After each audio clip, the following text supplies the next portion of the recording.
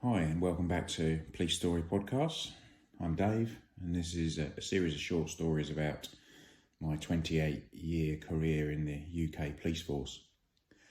So in this instance, we're going to talk about a night that I spent fairly early on in my career again. I was probably 22 with about 3 months in the police, so very, very inexperienced still. I came in for a night shift, which varies depending on where you work, but timing wise is probably either 10 p.m. or 11 p.m. Through till sort of 6 or 7 in the morning. Dreaded as you get older, certainly. In my last few years in the job, they were really, really difficult to get through the night. Always found them difficult. But when you're young, when I was young, no problems at all. And invariably this sort of juicier things happen, which as a young cop is exactly what you want. So I actually quite look forward to them, and then could sleep no problems during the day, but definitely as time goes on in your career or as you get older, it's a double-edged sword, because not only is it quite tough to stay awake all night, or I certainly found it to become so in my sort of latter years, but then you can't sleep during the day, so it's a difficult time. So, and of course, depending on how many shifts you have in a row, again, in my early service, you used to do 7 nights on the trot, or you could do, that was the sort of worst part of your shift. So 7 nights of, I think it was 10 p.m. till 6 a.m. The only thing was that as the week went on, you sort of got into a bit more of a routine, but still, if you couldn't sleep during the day, you were just getting consistently more and more tired as the week went on. And certainly once you become a response driver, so you're driving on blue lights, I always thought it was crazy that certainly in central London, you could have people driving, at 100 mile an hour on sort of busy traffic-filled roads where you need to have your eyes out on stalks concentrating, and they might have only had like 3 or 4 hours sleep, over a period of days building up. So dangerous really, but at the end of the day, you've got to have people that work nights. Obviously policing is a 24/7 thing. So anyway, on this occasion I came in for my night shift, and it was I think a 10 o'clock start, and I was immediately tasked to go to the hospital. Now again, as a cop, you spend a lot of time in hospital one way or another, because whether that's somebody who's already been arrested but has then had to go to hospital, that's very common. Maybe they're injured. Very usual is that upon arrest they then try and swallow drugs, or maybe are successful in swallowing drugs, and therefore have to go to hospital to be monitored, have stomach pumps out or whatever, but they're still under arrest. You don't just walk away, because obviously at the first opportunity they'll be off on their toes and away. So invariably a cop will be sat with them, and depending on what they've done and sort of whether they're violent, etc., they may well be handcuffed. And certainly I've seen people kind of handcuffed to beds and things was fairly normal, certainly back in the early days. A really boring task for a cop, but you do get to really see what goes on in hospitals, and it's an eye-opener when, if you're in a busy A&E department, just how busy those people are. Such a tough job for them. So yes, I was sent to the hospital immediately as soon as I started work. Wasn't really told too much, just told go straight to the hospital. And it wasn't my normal hospital, my sort of local area. It was one on the border of where I worked, which was I knew was a far more sort of specialist hospital for serious injuries. So I knew it probably wasn't going to be good. And what had actually happened was, on a local industrial estate, there'd been reports of a small fire.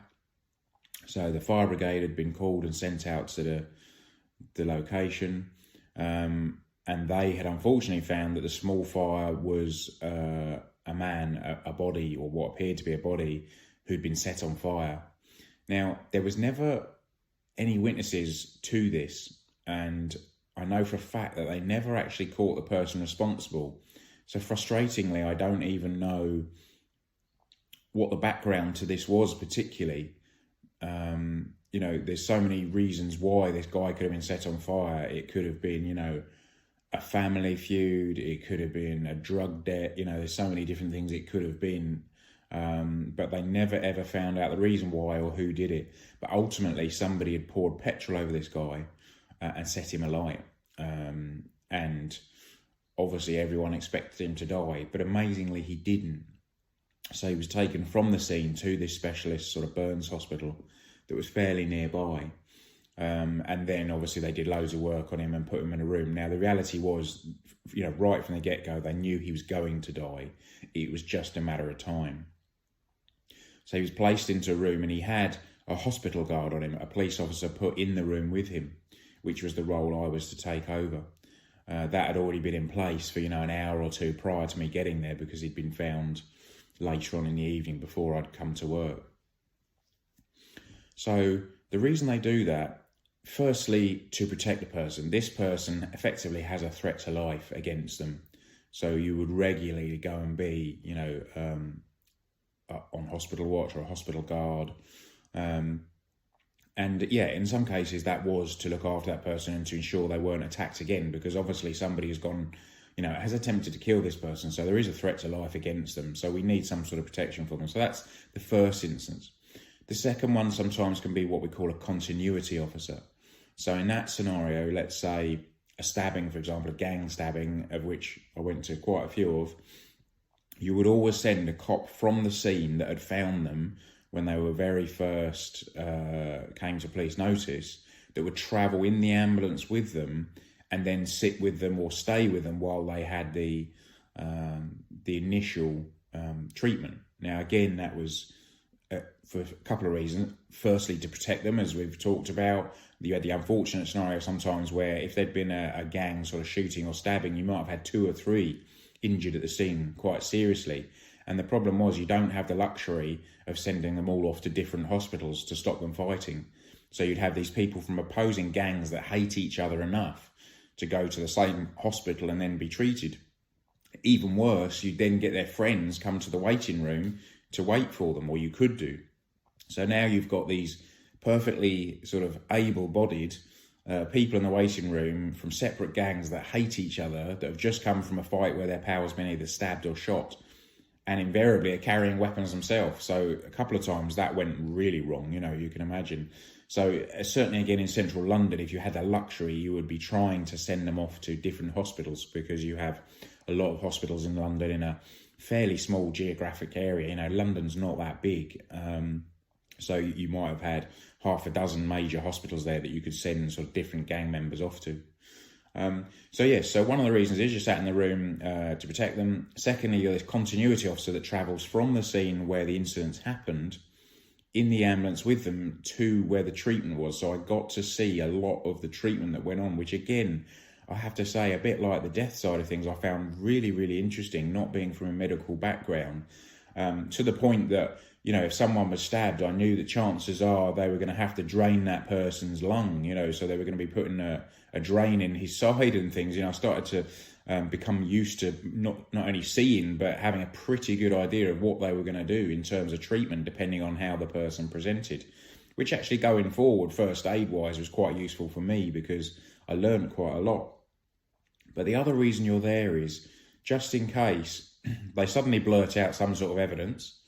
Now, there is a chance that evidence could be what they call hearsay evidence, which is kind of third-hand evidence, something that they've heard somebody say about somebody else, for example. That sometimes, or virtually all times, can be inadmissible in court. So if you've heard it, it can be useful. And the other thing is, it can be for what they call a dying declaration. Now, this is a very unusual scenario, but for it to be admissible in court, I believe, basically the person would have to know or have a pretty good idea that they're going to die from their injuries. They then blurt out what happened, for example, or maybe who did it to them. Because you're sat there listening to this, and because that person is, or strongly believes they're going to die and then subsequently does die, that is what's known as a dying declaration. And that is then admissible in court. So that's another reason why they always have a cop sat in the room. But what it can mean for cops is that you are sat there for hours and hours and hours, which is exactly what happened in the case we're talking about, just in case, they make this dying declaration. I mean, the reality is, the guy I was looking after was in no position to make any sort of declaration. He was heavily sedated, thankfully, because, you know, had he been conscious, I dread to think of the pain he'd be in. This guy had, my understanding was 99% burns. That was certainly what I was told. Now, whether that is true, I don't know. Whether you can have 99% burns and survive for any length of time, I'm not entirely sure. That's certainly what I was told. He was horrifically burnt. I mean, it really was an unpleasant scene. And the smell, of course, is something else as well. Burnt flesh, I'm afraid, you know, it does smell like pork. It's like being at a barbecue, but not in a good way, you know, especially if you combine it with what you're seeing before you, you know, when you're seeing literally someone burnt to a crisp and realising this was a person, you know, and at that time, you know, that was still a living person who not only was just looking in such a terrible state, but then what they also had to do overnight with this guy was they had to cut him with a scalpel from the top of each shoulder right down his torso and all the way down the front of his thighs and his shins. So he had these two very large scalpel cuts running the entire length of his body, down the sides of his torso and on the front of his legs. And that was because I understand that when you have very bad burns, or in fact any burns, the body, I believe, tries to form a blister over the wound because it's trying to stop infection getting in.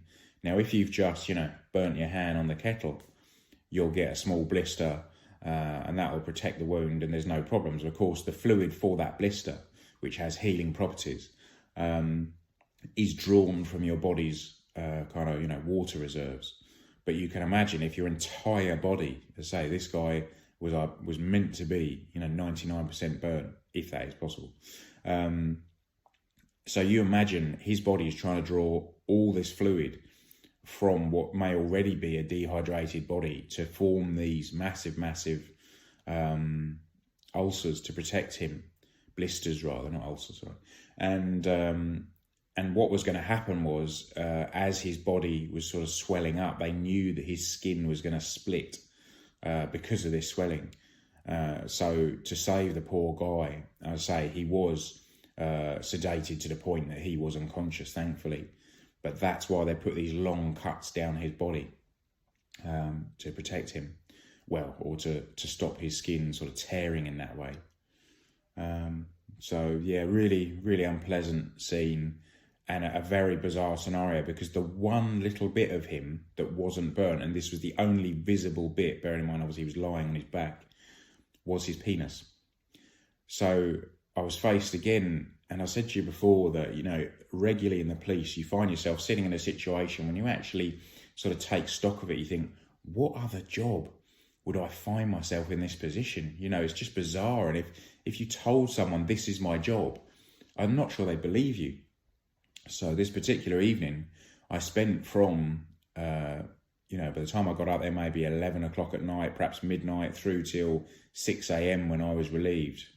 So I was just, picture the scene, I'm sat in this dark room, there's barely any lights on, there's me sat on a chair in the corner, there's the poor guy in front of me who, as I said, is absolutely burnt to a crisp, apart from his penis.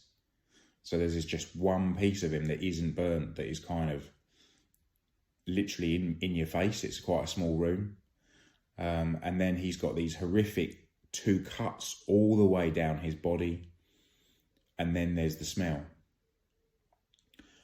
As I said, unfortunately, like burnt pork is the closest I can put it to, but really strong.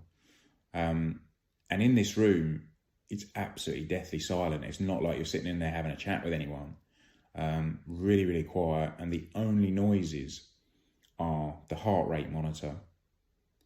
And then he had, I believe, a machine assisting his breathing, which was effectively acting as his lungs, inflating and deflating. So there is this kind of soft whooshing of this machine, very rhythmically opening and closing as it puts air into him. And then there's the steady beep, beep, beep of his heart rate, and just me sat in that room for 6 hours. And you put all those factors together, and it was a really strange night. You know, there's a lot of soul searching goes on in a situation like that. You're sat there hearing and seeing and smelling these things. It's, it was a very, very strange night. So I sat there through the night, and that was it. Six in the morning, I was relieved.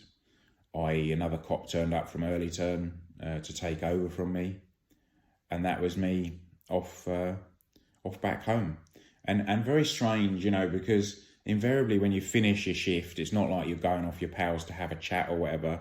In a nice world, and occasionally it happens, some shifts had a bit of a habit that kind of, if they finished at 6, if they had the opportunity, and this was pretty rare, 5 o'clock in the morning, they might gather for a last cup of tea or coffee before they go home. And that's really useful, because that just gives cops a chance to have a chat.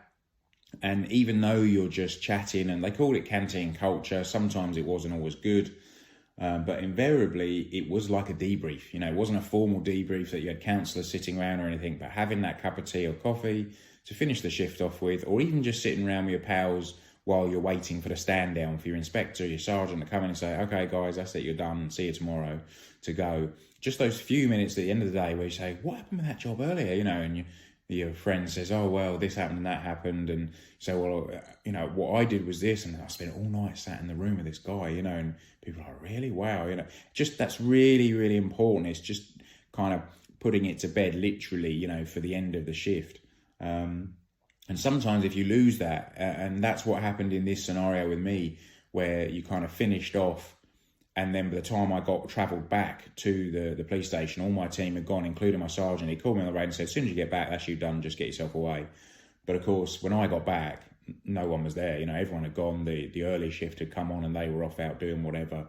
So I didn't really speak to him. And I came back, I handed in my, sort of hung my police car keys up on the board, which often nights is something that gets regularly forgotten. And I can't tell you how many times, including myself, you get a phone call at home saying, we can't find the keys to so-and-so car. So you're like, oh no, you're lying in bed and you've probably driven half an hour back home, and you just get onto your bed off a night shift, which is like heaven, you know, and you just can't wait to go to sleep. You get this phone call and you go and search your trouser pockets and realise, oh crap, you know, I've got those keys in my pocket. So sometimes they'd be kind and send someone around to collect them. Other times, depending on the scenario, they'd say, look, I'm sorry, we have to have that car today. You're going to have to bring them back.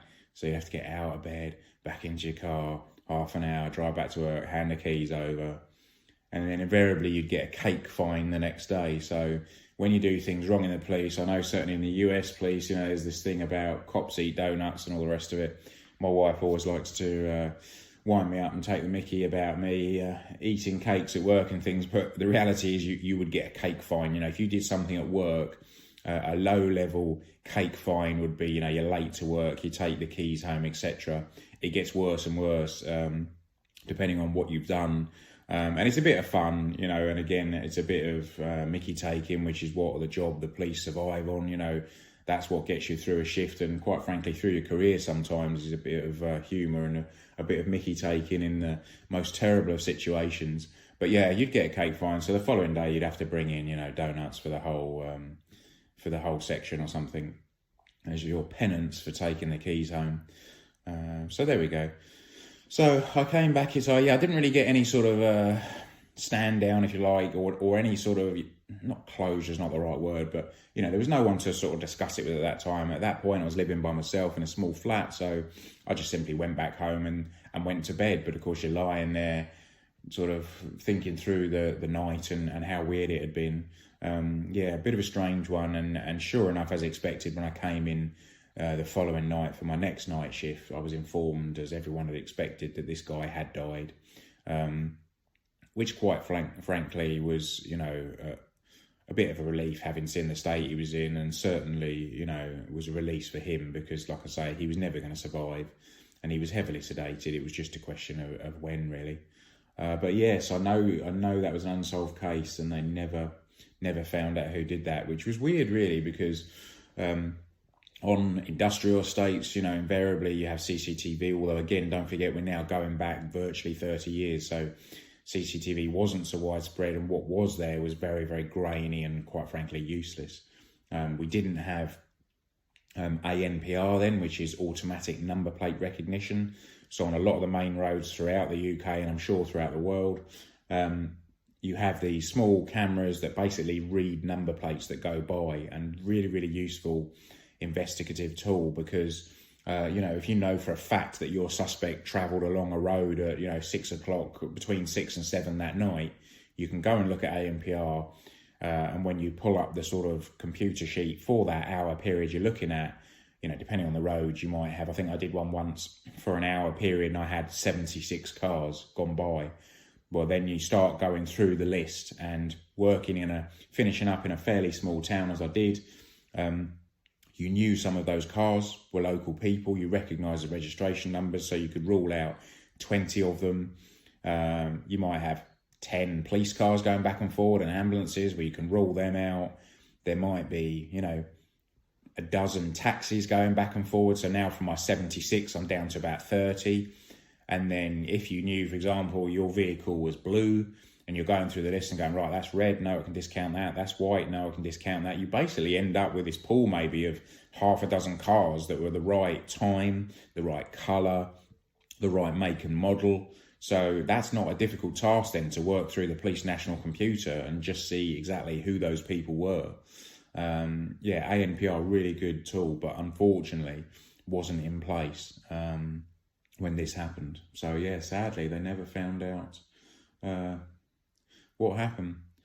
So that is that scenario. Bit of a shorter one today. I'm not entirely sure whether shorter podcasts or longer podcasts work for you. I mean, by all means, go onto the YouTube channel, Police Story Podcasts, and perhaps just drop a comment in what works for you best, shorter or longer. I can mix it up. I can put in like a couple of short stories in one, or I can not necessarily make them longer, but I won't be so concerned if they get a bit longer.